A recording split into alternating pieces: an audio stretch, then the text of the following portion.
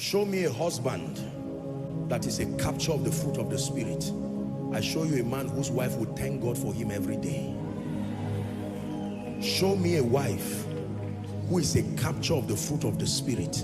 I show you a woman who her husband will say, thank God for you. Show me a child who is a capture of the fruit of the Spirit. The parents will thank God for this child every day. When you say my child is stubborn, you are describing the absence of a fruit of the Spirit whose name you do not know. So you call it stubborn. When you say my child is wicked, what are you saying? What is wickedness?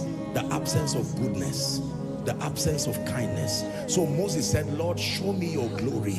And God said, I will allow my goodness, one of this quality. Let me tell you the truth. My greatest desire is not just to be a man of power. My greatest desire is not just to be a man of signs and wonders.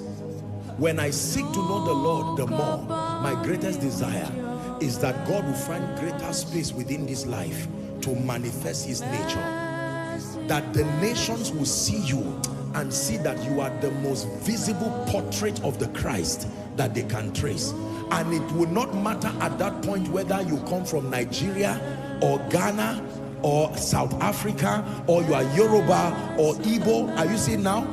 Do you know that when you blame someone and say you are behaving like from so place, you are just using regions, but the truth is that it is the absence of the fruit of the Spirit.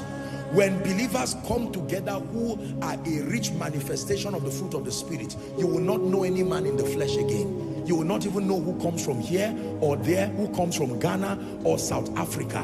When the Bible says that we come to the fullness of the stature of the measure of Christ, this is what it means. That I can see a believer from Abuja, a believer from Lagos, a believer from Maiduguri, a believer from Ghana, South Africa, Zimbabwe, a believer from America. We can all come together and literally know we are a family, because we have been bound by a common nature, not just a common creed.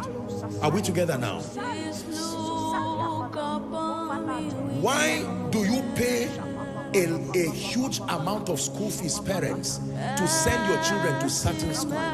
It is not just the educational standard in terms of the intellectual composition of the school. Most times when we award people degrees, we say they have qualified in both learning and character, learning and